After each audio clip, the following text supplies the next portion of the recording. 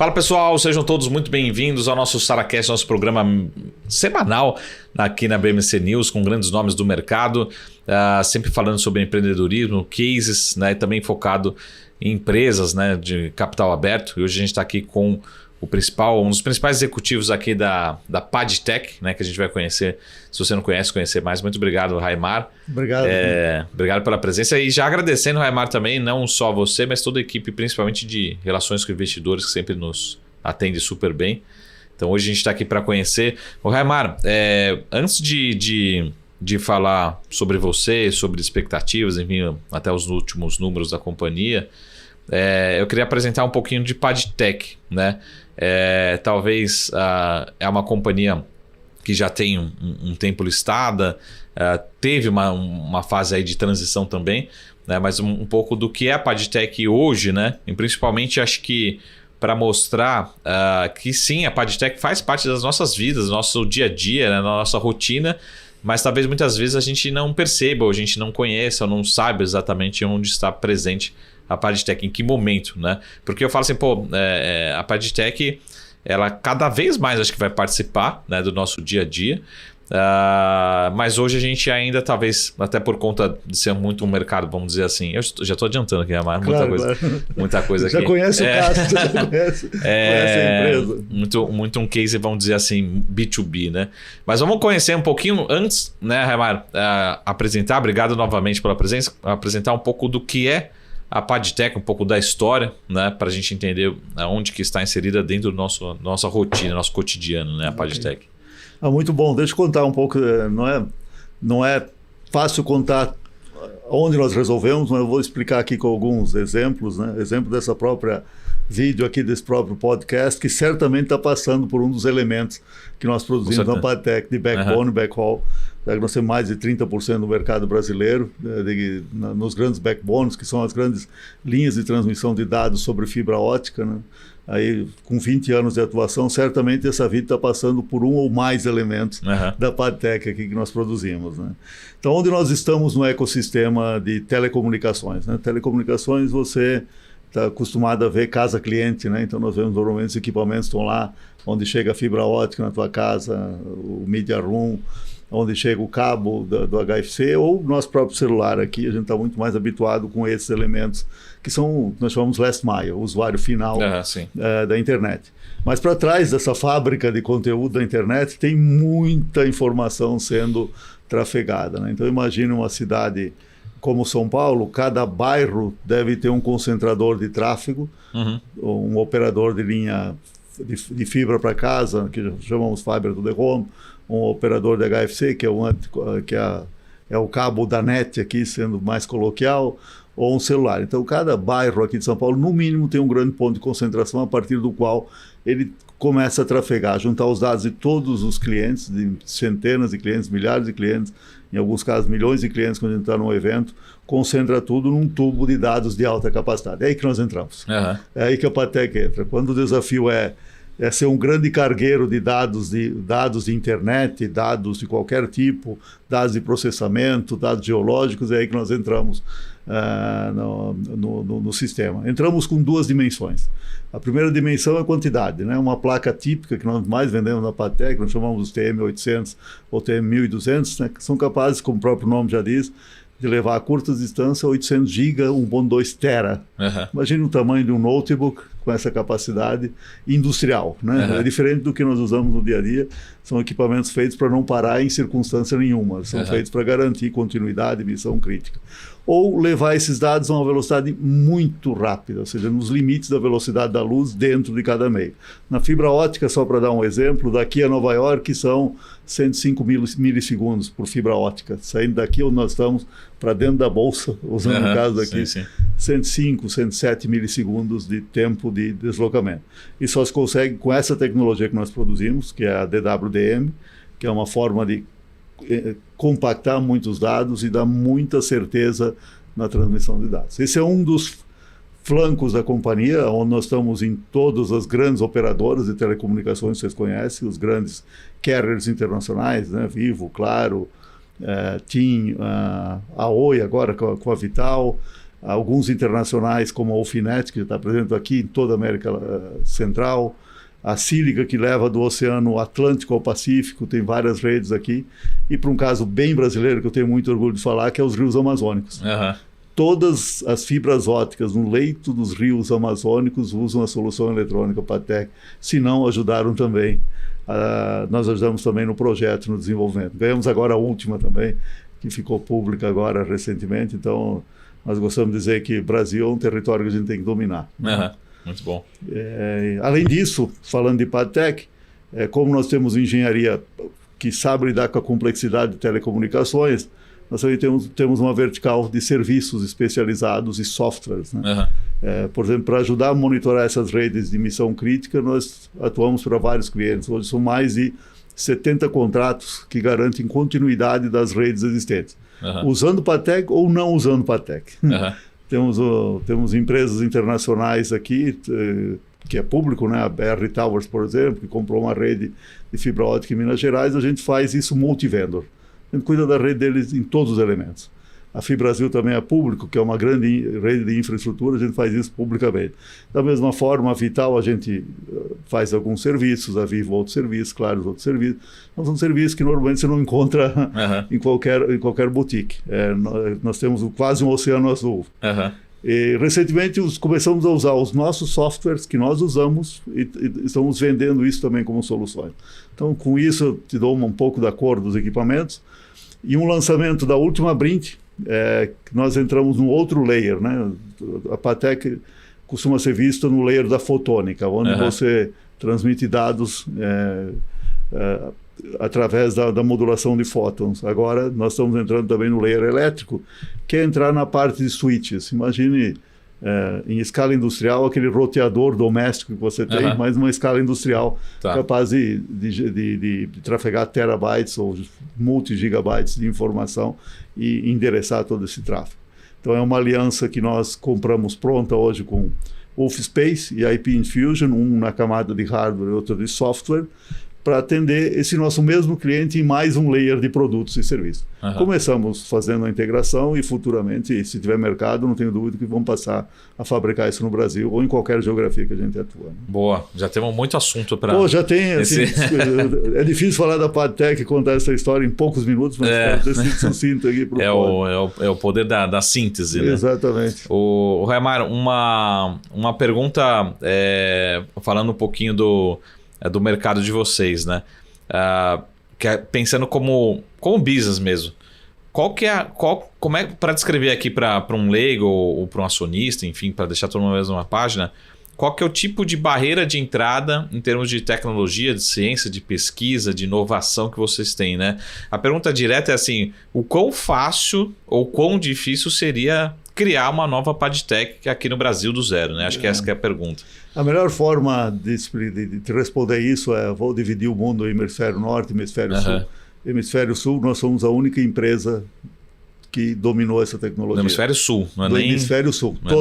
Pega a Austrália, pega a África, pega tudo que está no hemisfério sul. Depois eu vou falar do hemisfério norte, que daí já tem bastante gente que fez lá, desenvolveu essa tecnologia.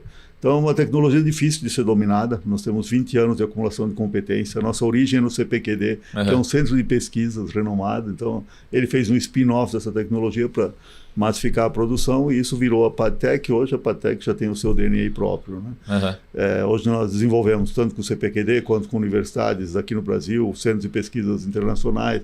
Importamos parte da tecnologia, porque isso é um ecossistema, né? Mais os módulos, né, que a gente faz, que a gente usa, que é toda a cadeia logística, de como ganhar escala, de como comprar o módulo certo e ter o cliente atendido, né? Que não foi muito fácil durante a pandemia e não é muito fácil.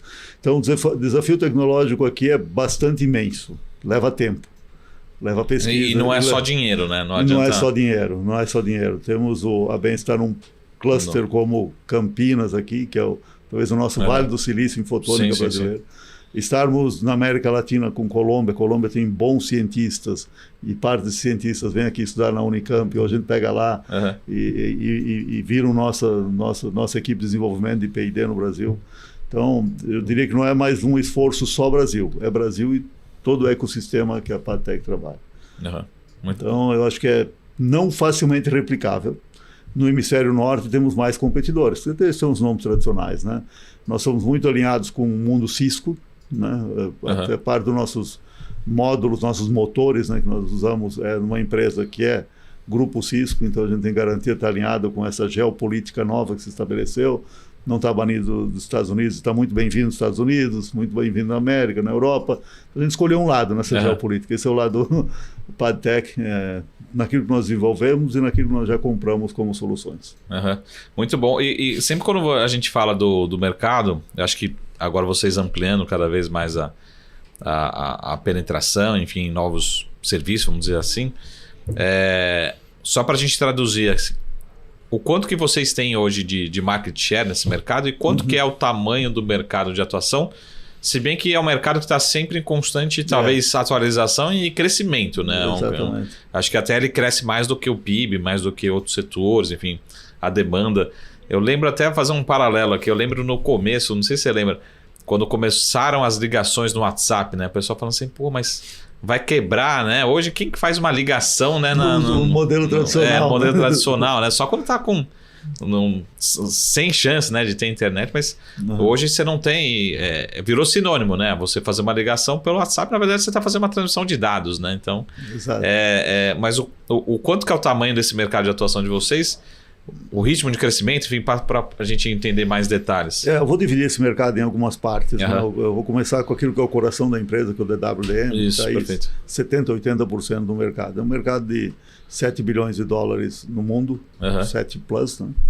Como você comentou bem, cresce, né? Porque se o mercado hoje de usuários travar, nós não tivermos um novo usuário no mundo, o nosso mercado continua bombando quase...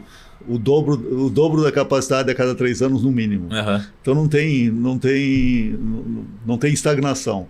Porque nós lidamos com quantidades de dados. Quando você consome mais na tua linha, e isso não vi na minha história inteira de telecom acontecer uma diminuição de consumo de dados, é só para cima. Sim. E se a gente já liberasse mais capacidade, certamente teriam novas funções 3D, alta definição aí no mercado esperando. Então é um mercado que cresce constantemente. Então, isso voltando aqui para a América Latina, perto de 1 bi de dólares está nas Américas aqui, América Latina, sem Estados Unidos é um mercado gigante. Então, esse é o mercado de fotônica, mas esse é aquele só dos equipamentos. O mercado de serviço e telecom é um mercado, assim, sem errar, mais de 10 vezes esse tamanho. O mercado de serviços, softwares, plataforma, que pode ser endereçado. O mercado de switches, de 2 a 4 vezes, dependendo do tier de cliente. Se eu for bem no cliente residencial, usuário doméstico, isso já é um mercado maior. E o mercado de telecom e data center, onde nós vamos posicionar, é um mercado aí de 2 a 4 vezes, dependendo do corte que você faça aqui na cadeia de valor. Então, isso te dá um pouco de dimensões. É um mercado onde a soma dos mercados é gigante. No Brasil, hoje, nós temos... mais de 30%, não tem pesquisas, não tem uma Nielsen de DWDM ainda, mas pelo nosso cálculo é algo entre 30% e 40% aí a cada trimestre que a gente ganha do mercado brasileiro. O mercado brasileiro a gente domina bem, tanto por ter uma proposição de equipamentos que funcionam muito bem na nossa geografia, na nossa diversidade, no sul congelante ou no norte úmido da Amazônia, e partindo para a América Latina... E é o mesmo equipamento? É o mesmo equipamento. Para frio extremo, nós temos que colocar alguns aquecedores. Não é nem caso de Brasil. Não é caso de Brasil. Eu diria que é norte dos Estados Unidos, que daí você tem que aquecer, fazer um sistema de aquecimento para partida frio. É meio carral. Né? Mas todas as nossas geografias, com o ponto mais alto da América Latina, né, observatório astronômico, o nosso equipamento está funcionando, ou quase no nível do mar da Amazônia, úmido, quem já esteve lá sabe as circunstâncias, ou eu gosto de dizer que é a Praia do Futuro em Fortaleza. Né? A Praia do Futuro é o ambiente mais corrosivo que você pode ter, sal, vento, calor. Né? Então funcionamos aí em vários ambientes distintos. Né? Muito, e só para entender assim, o que é ritmo de crescimento, né? É difícil a gente mensurar porque a gente olha muito assim a 2G, 3G, 4G, acho que muito do lado do B2C, né? do cliente aqui, do final. Aí a gente vê lançamento de celulares, operadoras, enfim, novos serviços. Mas o quanto que é de fato o ritmo de crescimento? Se você até traduzir em exemplo da pessoa física, Porque, por exemplo, hoje em dia acho que a gente passa 10, 12, 14 horas no celular e tudo é dado, né? Assim, a gente passa o dia inteiro consumindo dados, né? Exatamente.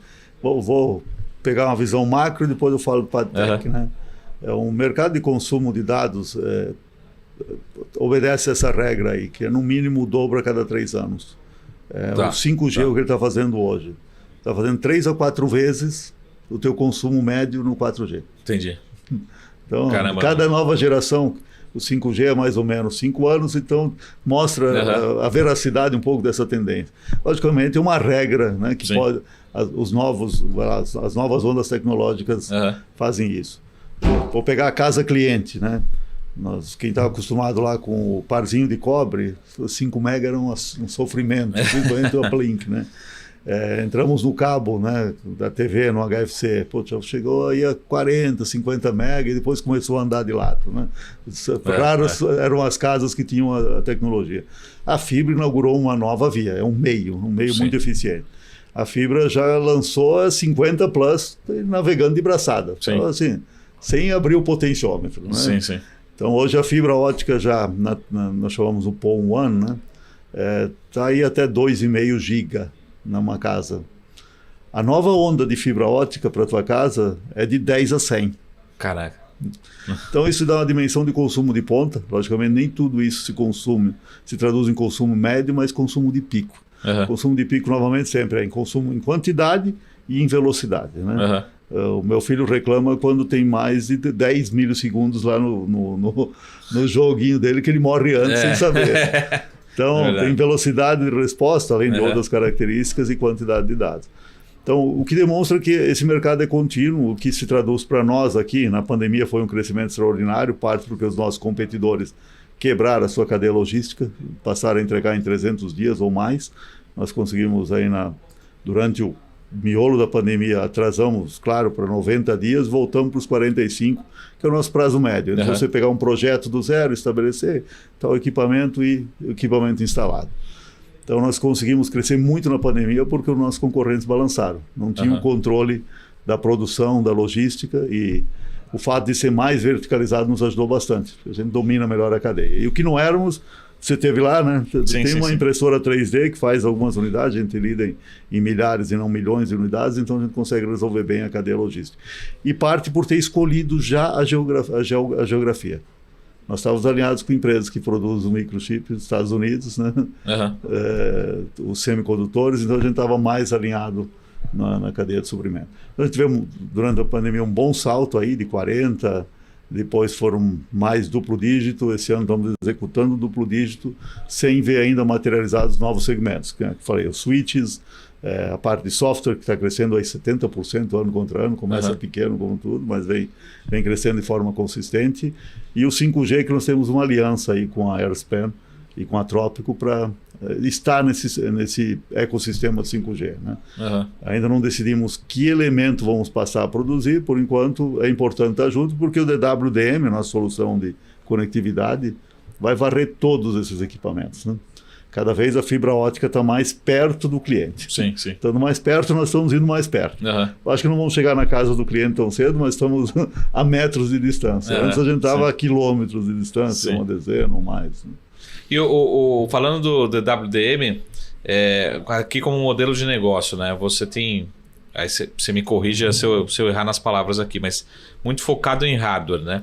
Então a preocupação minha, acho que qualquer acionista, qualquer empresa, é sempre na sustentabilidade, né, da companhia. Mas você vende um hardware, talvez pensando num notebook, né? Você vende um hardware ali, você fica na dúvida se você vai trocar aquele hardware daqui a 1 ano, daqui a 5, 10 anos. Você fica com essa imprevisibilidade. Mas, ao mesmo tempo, o cliente ele precisa trocar por conta de novas tecnologias, né? Como é que funciona essa recorrência na parte de WDM no sentido ao longo do tempo, né? Para trazer essa recorrência de receitas. Hoje a recorrência do DWDM é muito mais na renovação do equipamento. Você não consegue ficar 1 ano sem aumentar a sua capacidade, num grande operador.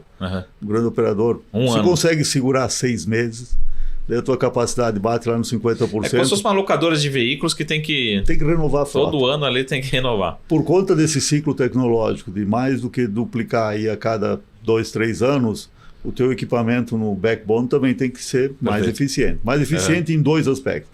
Mais capacidade e menos custo, que nós chamamos por bit transmitido. Esse custo é energia. Isso está no dia a dia. Sim.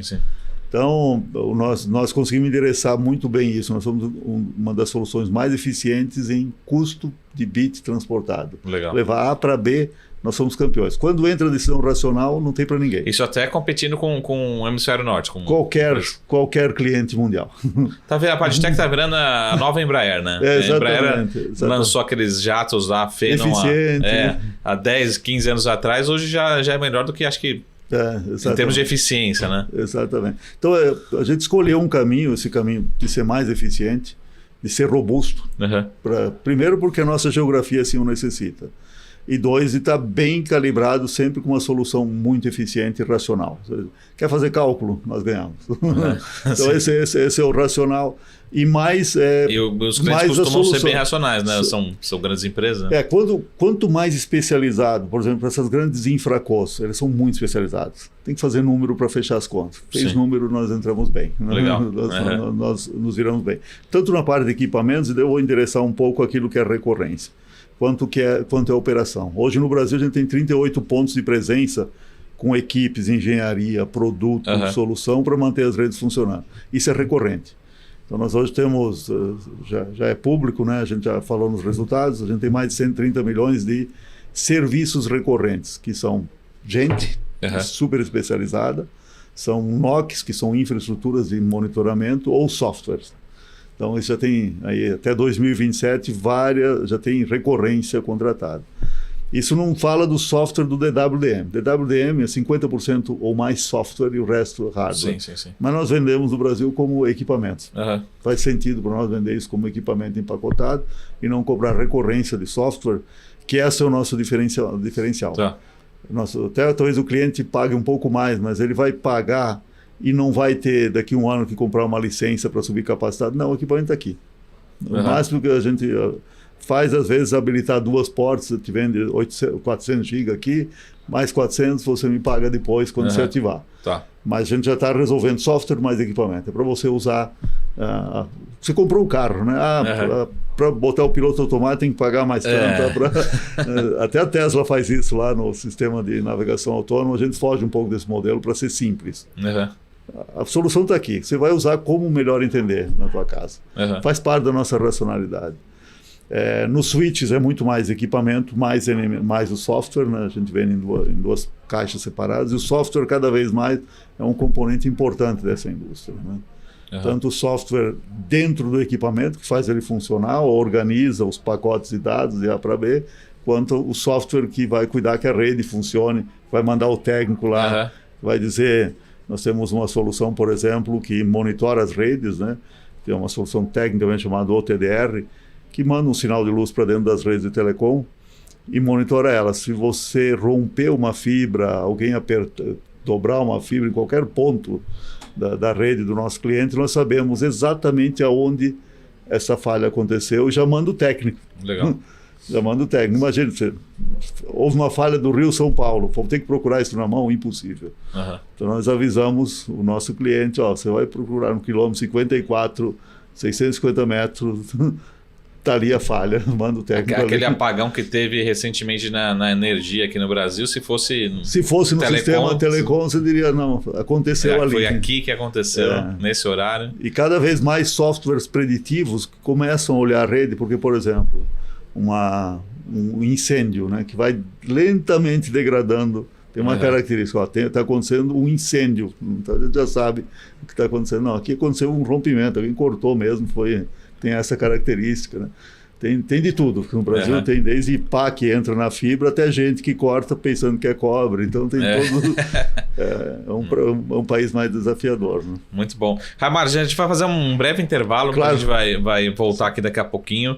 Raimar, que é o CEO executivo e responsável também por relações com investidores. Exatamente, né? Eu acumulei DRI junto com a Daniela. Com a Dani. E a gente volta daqui a pouquinho com o time da Pagitec. Rapidinho.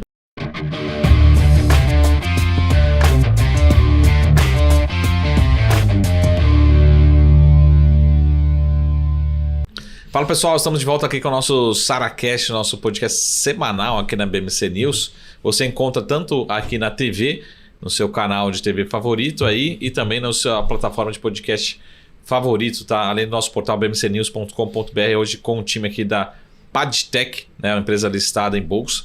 E acho que também, Raimar, a gente precisa se orgulhar também, né? A gente fala muito de empresas internacionais, globais, né? Fala, na empresa americana, enfim, coreana, chinesa, enfim, mas pô, a gente também tem muito orgulho nacional aqui na empresa, a gente precisa se orgulhar, daqui a pouco fazendo referência pelo contrário, né?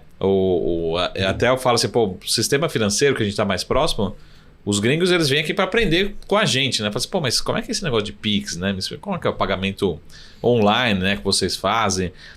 Você faz uma transação nos Estados Unidos, né? Os Estados Unidos acho que é o país, se não for o país, a maior parte das transações ainda são feitas em cheque, né, nos Estados Unidos. Manda cheque pelo correio. Pelo correio, né? Inacreditável. Pelo correio. Fazer, pô, eu não conheço ninguém mais que usa um cheque, uma folha de cheque. Mas eu queria entrar um pouquinho, só para a gente entender, se você puder atualizar a gente um pouquinho, não só nos números da companhia, mas entender também como que vocês geram valor por acionista para a empresa como um todo. No sentido assim, como você falou assim, poxa, a gente tem a parte de hardware e tem a parte de software. Né? Na medida que você vai agregando, você vai também agregando talvez valor ao produto, à entrega, isso também vai se traduzindo em rentabilidade, margens, enfim, que acho que todo acionista busca aqui. Então, entender um pouco como é que vocês na execução da empresa pensam nisso, né? E também, lógico, que acho que é um ponto super importante na fidelização do cliente ao longo do tempo, né? O cliente acho que começa a utilizar não só o hardware, né, mas o software embarcado, ele é um cliente muito mais fiel ali e acho que a gente chama, né, o turnover, ele perder um cliente fica quase impossível ou muito mais difícil, né? Essa retenção fica muito maior. Entender um pouco isso, né? Okay. Questão de rentabilidade e também essa fidelização, né, do cliente. Muito bom. Deixa eu endereçar isso e primeiro reforçar a tua percepção, Saravalho, do orgulho de estar nessa companhia. Foi um dos motivos de eu escolher estar na Padtech, né? Tanto no conselho, primeiro como cliente, depois conselheiro e agora como executivo da companhia, de ter esse orgulho de fazer no Brasil tecnologia complexa, né? Imagina, sim. Dominar essa tecnologia é algo semelhante a dominar a propulsão de foguetes. Sim. Vou dar fazer uma comparação, né? Porque é um estado de desenvolvimento tecnológico que leva tempo e poucos países conseguiram, né? Os indianos são bons nisso, os chineses são bons nisso, os americanos são bons, como nasceram, criaram por ali, né? Lá no Bell Labs, todas essas soluções. A gente tem muito orgulho de fazer. O Raimar não falou nem europeu até agora. Não falei nem europeu. Tem europeu, claro, também. Tem europeu, mas já falou que não são tão bons. Assim. Eu diria que hoje Nokia Systems, esse aqui é um dos nossos concorrentes, falando o nome dele, ele já virou um global. É global, é difícil localizar. E a consolidação tomou conta desse mercado lá também nessas regiões. Mas ao mesmo tempo, por exemplo, quando você fala, para quem não é do setor Nokia e outras empresas, pode ser bom porque eles têm um conglomerado, mas ao mesmo tempo eles não são especialistas de nada, né? Não são especialistas. Acho que esse é o nosso diferencial. São poucas as empresas desse segmento que são especialistas, por coincidência uma europeia e nós no Brasil, que escolheram estar mais profundamente. Logicamente nós também estamos nos ampliando o número de produtos na lojinha, faz parte. Sim. Porque já que eu tenho um cliente que vai lá visitar a Brisanet em Pereiro, no interior do Brasil, já leva mais soluções, já leva um pouco 5G, leva switch e leva DW, ele usa praticamente só a nossa solução em toda a sua rede. Então, como nós montamos a nossa cadeia de valor aqui em equipamentos? Equipamentos, basicamente, toda a parte fotônica, que é a parte complexa, né, que seria o motor dos foguetes, a gente cuida disso aqui no Brasil, e a parte de semicondutores nós trazemos entre Estados Unidos, né, e uma montagem de circuitos eletrônicos no Brasil. Então, quando você for lá na Padtech, é uma montagem final, imagine uma linha automotiva, onde vem motor de um lado, vem transmissão de outro, e nós cuidamos aquilo que é fotônico, que é o nosso secret sauce, a gente faz lá em Campinas. Né? Daria para fazer em outros lugares, a gente já pensou, né? Mas tem um componente de capital humano que não é replicável. Sim. Tem um gap tecnológico no mundo nessa parte fotônica. Então, estar perto de onde as pessoas estão faz parte do sucesso. Então, por isso, essa nossa unidade DW vai continuar em Campinas por muitos anos, porque ali tem toda uma capacidade de formação de mão de obra. Com tudo isso, as margens aí podem variar entre 36 e 50 num range. A gente está operando agora com 36, 40 mais ou menos, que é o que a gente tem entregue. A gente tem normalizado muitas margens e escolhido as batalhas onde a Patek sabe lidar. Algo que eu aprendi na Patek, ela não sabe lidar com coisas simples. Não vai fazer um duto de telecomunicação, não vai funcionar direito. O pessoal está acostumado a fazer cálculo complexo, então é isso que nós somos bons, é isso que nós resolvemos no dia a dia. E isso eu levo para a segunda parte do nosso vetor de crescimento, que é a parte de serviços software. Nós estamos operando também aí no último semestre com 36%, harmonizado com o equipamento. Ano passado, você lembra que era muito abaixo disso. Né? A gente comentou que a gente estava dando uma trabalhada um pouco nessas soluções, selecionando contratos e selecionando proposições. Então a gente conseguiu crescer 70% ao ano, com muita margem. Para serviços, falar em 36% de margem em serviço, cara, o que vocês estão fazendo? Né? Estão lidando com alguma coisa exótica? Não, nós estamos fazendo telecomunicações especializadas. E é isso que é a nossa escolha em todos os territórios.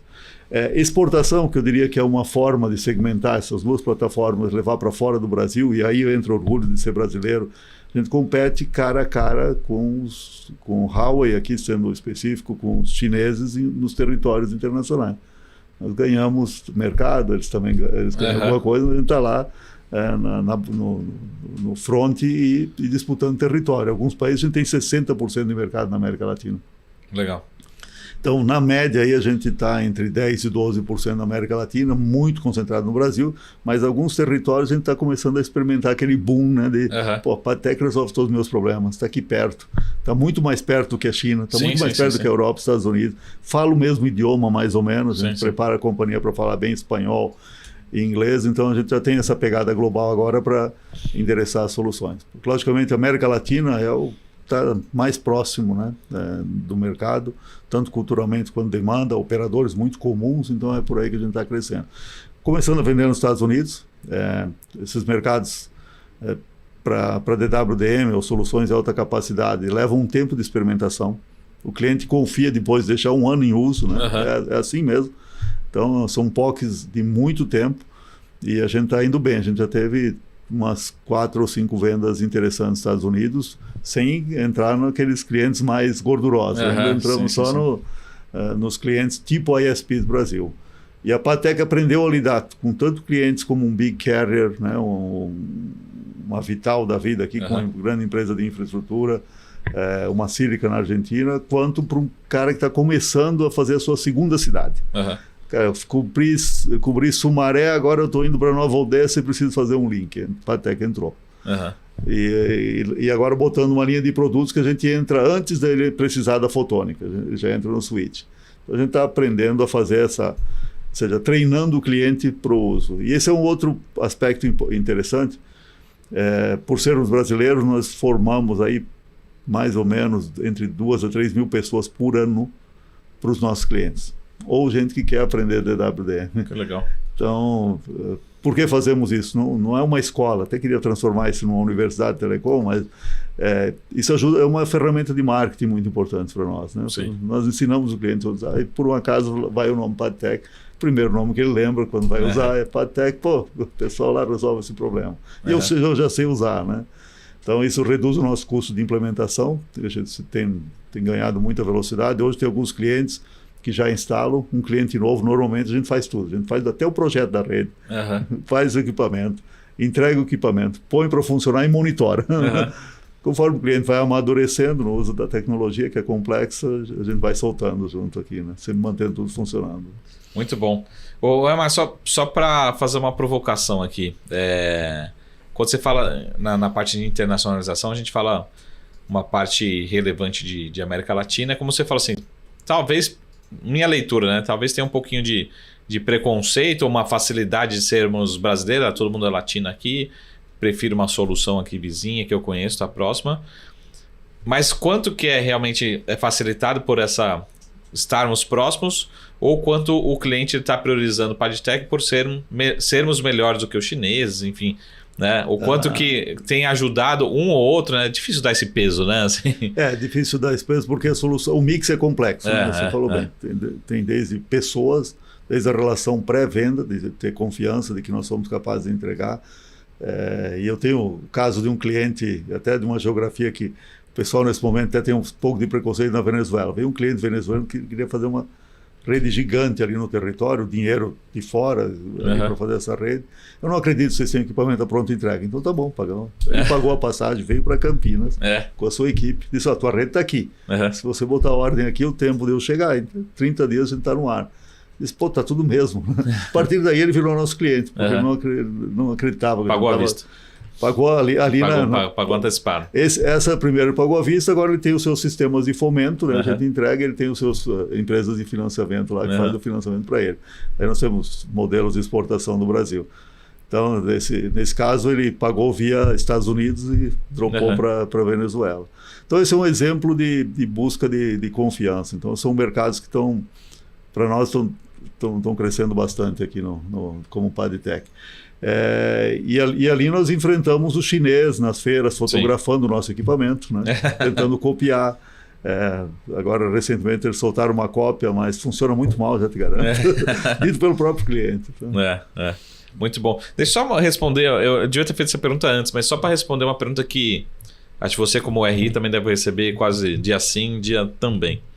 Quando vem a tecnologia 5G, né? Enfim, qual que é a velocidade, assim, lógico que a companhia deve ser beneficiada, mas qual que é a velocidade, qual que é o tamanho, enfim, quando há essa troca de 4G para 5G, que acho que foi uma notícia muito comentada relacionada com o PadTech o ano passado e continua esse ano, né? Mas a pessoa física, o investidor, fica assim, pô, mas perguntando, quando que isso começa a gente perceber em resultado, faturamento, já estamos vendo, enfim, acho que essa conexão, né? Os grandes, eu fui operador na Vivo, por quase 18 anos estive lá na Vivo, então as decisões de investimento de um operador previdente já começam 3 anos antes. Sim. Então já começaram a reforçar os seus backbones muito antes, porque o 4G já vinha crescendo, né? Sim.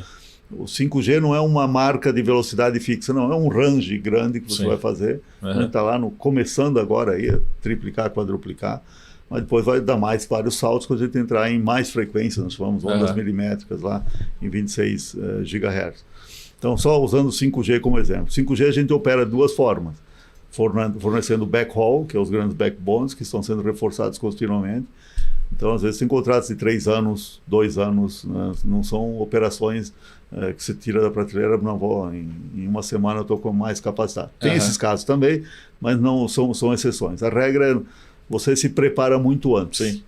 Então, o 5G foi preparado no Brasil muito antes, e agora nós temos um fenômeno dos operadores regionais, que são gigantes, né? São maiores do que alguns operadores da Europa, que entraram também no mundo 4G e 5G.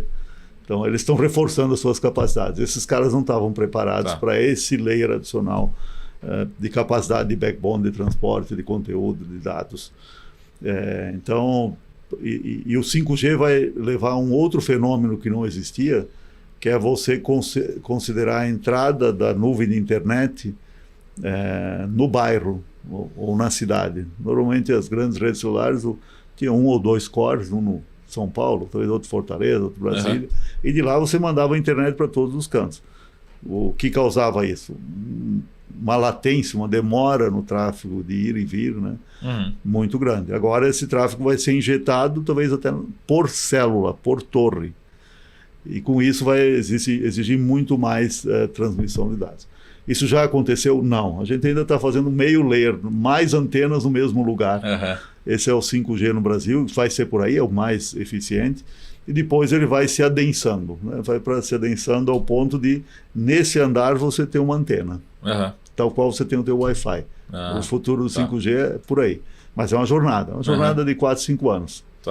O 4G começou ela, o 5G vai expandir ela e depois vamos ter, talvez 6G, nós vamos ter uma célula aqui nessa luminária para dentro desse espaço que nós estamos. Então, conforme for excedencialmente ficar cada vez mais micro, é mais capacidade de transmissão. Então, nós vamos vender. Eu espero que a Patek continue vendendo equipamentos em 5G também, junto com a Aliança, ou talvez até alguma produção aqui, e cuidando daquilo que ela sempre cuidou bem, né? DWDM, transporte, e garantir que essa célula tenha dados para transmitir para o cliente. Esse é o nosso desafio. Fazer com que essa célula se preocupe com o rádio e a transmissão ótica, a Patek resolve para ele. Resolve da forma que ele quiser, né? Quer fazer um turnkey, a gente resolve tudo, opera, monitora, cuida quando tem falha, manda o técnico dele, né? A gente não tem técnico de campo normalmente, exceto 1 ou 2 clientes, mas a gente cuida para que tudo esteja funcionando muito bem. Então, e também dentro do DW nós vamos continuar vendo equipamentos grandes que são da nossa altura, que levam vários canais aí de 1 tera, por exemplo, de capacidade de tráfego, como equipamentos que vão ser parecidos com o teu pendrive, que já vão ser um DW. Já então a gente chama IP over DWDM, ou seja, sai da camada do switch ou sai da camada da antena, entra no mundo óptico.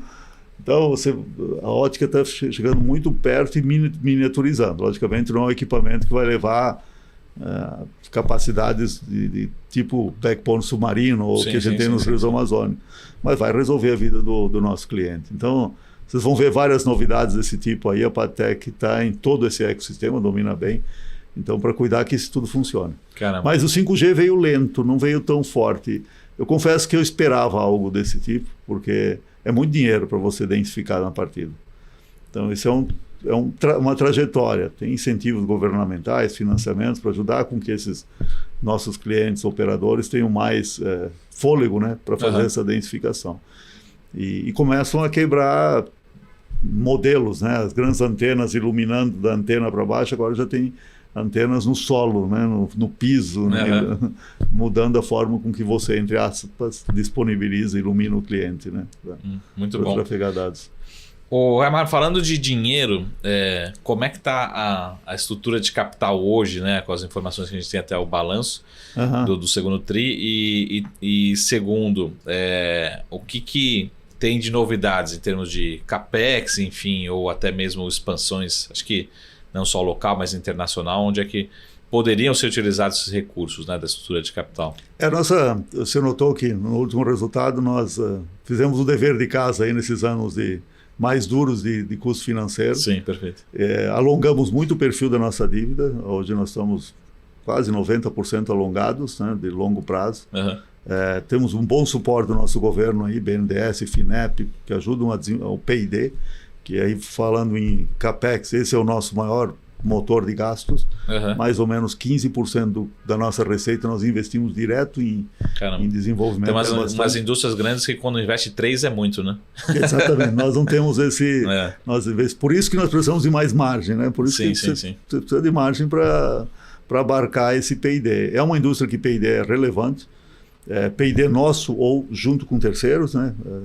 Como as empresas fazem sharing de infraestrutura, nós fazemos sharing de desenvolvimento em alguns casos, escolhemos um parceiro, não, isso aqui cada um desenvolve uma parte, a gente usa tudo. Por exemplo, a gente tem, isso é público, com a Equinox, nós vendemos uma linha chamada OTN, que já lida com switch, que a gente é deles, mas nós desenvolvemos, eles compraram e nós usamos. Então, a gente começa a melhorar a eficiência do capital empregado, e isso é algo que a gente tem discutido continuamente, fazer mais com menos. É a natureza dessa indústria. Então, esse é o nosso motor de desenvolvimento. E estamos, claro, sempre você vai criando nossas estratégias intraempreendedoras, né? Montando nossas startups de novas tecnologias que vão nascendo. Perfeito. A gente tá botando para produzir uma no ano que vem, já com uma nova fábrica e tudo mais, ainda no segmento de fotônica, que vai ser bem interessante. E outras que a gente está com alianças que em algum momento pode virar uma fábrica, né? A gente tem muito disciplinado no uso do dinheiro. Garante a demanda, é um pouco private equity lessons aqui, né? Garante a demanda e depois você investe o capital. Então a gente testa o mercado, tem tração, até consegue fazer a diferença, vamos produzir. vamos produzindo lentamente, né? Tá. Vamos dominando essas partes aqui. Como nós temos alta capacidade de desenvolvimento, a gente consegue fazer a internalização disso muito rapidamente. Até essa pergunta assim da capacidade que você tem hoje instalada, o quanto que você consegue continuar crescendo, teria que fazer expansão produtiva? Pelo tanto nós estamos vendendo, a gente já deveria estar funcionando em turnos, mas a gente aproveitou e melhorou muito os processos, automatizou muita coisa na fábrica, e junto com nossos fornecedores de toda a cadeia de suprimentos, hoje a gente está funcionando em um turno e com boa sobra ainda para crescer. Então, duplicar ou triplicar com a estrutura atual na parte fotônica é fácil. Fábricas novas são fábricas novas, né? A gente começa do zero. A gente está bem confortável quanto a isso aqui no Brasil de continuar fabricando. Em algum momento talvez a gente tenha que botar o pé fora do Brasil, mas a gente vai... Em produção também? Em produção também vai ser interessante em algum momento a gente, por conta de logística, fazer essa proteção, né? Mas nunca, assim, não nos esperem operando na Ásia, nos esperem operando nas Américas. E essa aqui é a aplicação, outra aplicação de dinheiro é em crescimento. Então a gente está olhando M&As aí o tempo inteiro, vendo se compra alguém para entrar mais rapidamente em algum mercado, algum segmento. Então sempre tem alguma coisa sendo olhada aqui, né? Que a gente tenta manter no radar, que acelera a nossa entrada. Nós já decidimos alguns destinos da companhia, ou seja, fotônica, né? O DW continua. Se comprar alguém que vai ser um bom canal nos Estados Unidos, imediatamente, ou Europa, ou assim, alguma coisa desse tipo. Claro, sempre com bom preço, né? Ou uma nova linha, né? Entre fazer e comprar. Compra alguém que já veio com carteira de cliente, já quebrou as pedras iniciais. Então, em novas linhas a gente está olhando também do ponto de vista inorgânico, né? A empresa tem boa capacidade, a Dani aí você já conhece, já tem experiência aí da época da IdeasNet, Vale, entre várias empresas, então me ajuda muito a dominar essa parte de crescimento inorgânico, que pode ser o grande salto da empresa. Eu acredito que esse pode ser um grande salto. A gente já está bem saturado no Brasil, então aqui no Brasil é mais linhas, fora do Brasil é canal e competências, né? Muito bom. Raimar, muito obrigado. Eu queria que você aproveitasse, né? De novo, já agradecendo a todo o time aqui da Padtech, sempre nos atende super bem, mas eu queria que você terminasse um pouco do que é a visão tanto para o segundo semestre, né? E também que eu pergunto que é aquela pergunta de RH, né? Onde é que você vê a Padtech daqui a 5, 10 anos? Mas então falar um pouquinho do curto prazo, né? Desse próximo semestre que a gente tem pela frente, como é que vocês estão sentindo? E um pouco do médio e longo prazo da companhia, né? A Padtech, hoje você olhou, vou começar pela tua última aqui, no momento atual, e daí eu vou comentar um pouco das nossas ambições. Isso. O momento atual é uma empresa bastante previsível, está ficando até chato, já, né? 36% de margem, 36% de margem, pode variar um pouco mais, um pouco menos, dependendo da pressão de mais serviços, algum contrato no mês, mas... Perfeito. Os próximos trimestres, duplo dígito de crescimento, os próximos trimestres começam a andar muito parecidos por conta de nós já termos em casa vendas suficientes para começar a pavimentar os próximos períodos, né? Então, o nosso cliente leva tempo para fazer a decisão, então a gente já sabe mais ou menos qual é o pipe do tamanho de negócio que está rodando no mercado. Está bem interessante, o mercado está bem aquecido no nosso segmento. A gente ganhou muita confiança durante a pandemia. A pandemia para nós foi muito boa, tanto em volume, mas principalmente fazer com que clientes novos passassem a confiar na marca, passassem a confiar na equipe, no Brasil e no exterior, né? A Padtech resolveu, e daí começa um boca a boca, e a gente não precisa muito do marketing institucional, porque é muito B2B especialista, né? O nosso conselho é muito bem distribuído com americanos, brasileiros, para ajudar a abrir portas em vários territórios. Isso me leva à segunda parte da minha resposta, crescimento. Ou seja, um pouco continuar crescendo no mercado internacional. A gente deu saltos 70%, 100%, agora 25%, 30%, dependendo da gama de projetos do mês. A gente continua crescendo consistentemente. A hora que virar um grande mercado vai dar um salto, certamente. Sim. Mas vai obrigar a gente a subir também as despesas, porque crescer eleva a venda, campo, gente, né? Perfeito. Então tem que pavimentar esses novos mercados. E novas linhas de produtos eu acho que vai ser a nossa grande surpresa, entrando em mercados que são muito maiores do que o DW, com a mesma competência que a gente opera DW, com a mesma missão crítica e responsabilidade. Nós temos portas abertas com nossos clientes. Quando a gente vem com alguma solução é porque a gente estudou, a gente viu, funciona, é racional. Então essa é a pegada que a gente tem comercialmente. Então acho que aí podem vir os próximos saltos, tá? De adoção desses novos segmentos que estão aparecendo agora. São lançamentos que parecem discretos, mas são mercados gigantescos. Aí qualquer percentual aí para nós é um grande número. E essa é a essência do que nós queremos para a companhia. É uma companhia que tem tamanho tem facilidade ainda, capacidade, competência para ir multiplicando. Né? Em quanto tempo? A gente não dá guidance, mas tenho certeza que o management da companhia, nós aqui, a nossa equipe de diretores e todas as pessoas da Padtech estão comprometidas em crescer e crescer de forma consistente. Né? E responsável, né? Não adianta a gente dar um super salto e ficar sem capacidade financeira, então a gente está fazendo tudo no tempo certo do dinheiro também. Muito bom. Raimar, se você puder deixar aqui só o endereço de RI para quem quiser se cadastrar, né, para receber os avisos acionistas, enfim, acho que é sempre importante. Bom, no nosso site de RI você vai encontrar lá todos os detalhes de como entrar no dri@padtech.com.br.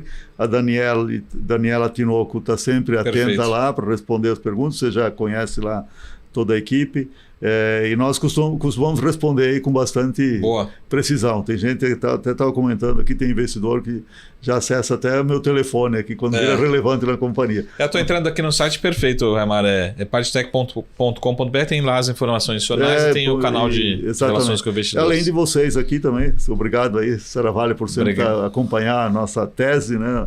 É uma empresa brasileira que a gente tem muito orgulho, né? A última demonstração de resultados, falei muito aí da nossa importância, por exemplo, para a Amazônia. Toda a internet dos rios amazônicos é um projeto que é todo Padtech. Muito legal. Bacana. Primeiro cabo submarino do Google foi Padtech. Então, tecnologicamente, tem todo o conforto que nós temos a equipe certa. Então, é isso que vai nos levar para o futuro.